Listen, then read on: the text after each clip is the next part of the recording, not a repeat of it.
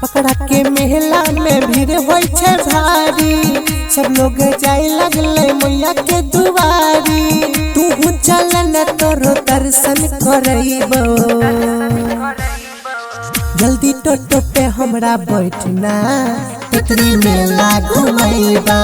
जल्दी टोटो पे हमरा बैठना तेतरी मेला घुमइबो।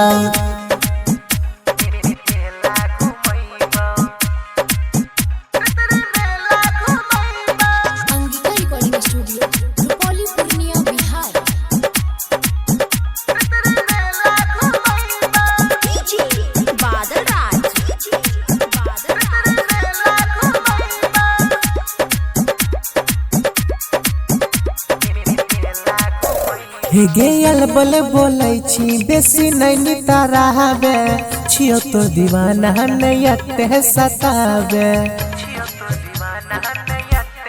गे सुन अलबल बोलै छी बेसी नहीं ताराबे, छियो तो दीवाना नहीं अते सताबे।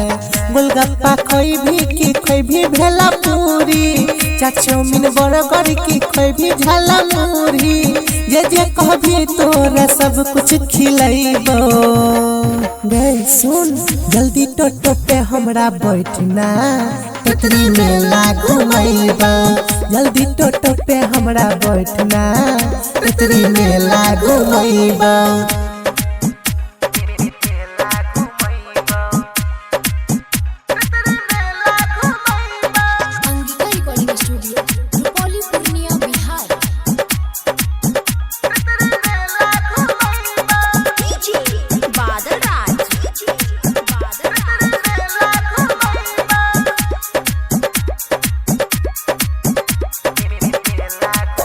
हाँ रोशन शशि सन्नी के बात ले न मानी, मनिहारा के सामान दिले तो दामी दामी। हे गई रोशन शशि सन्नी के बात ले न मानी, मनिहारा के सामान दिले तो दामी दामी। ब्रेक डांस झूले भी कि नाव वाला झूला, फोटो खिंचैबै बनैबै रील खोला। नागिन सर्कस मत के कुआं देखइबो। जल्दी टोटो पे हमरा बैठना तेतरी मेला घुमइबो। जल्दी टोटो पे हमरा बैठना तेतरी मेला घुमइबो।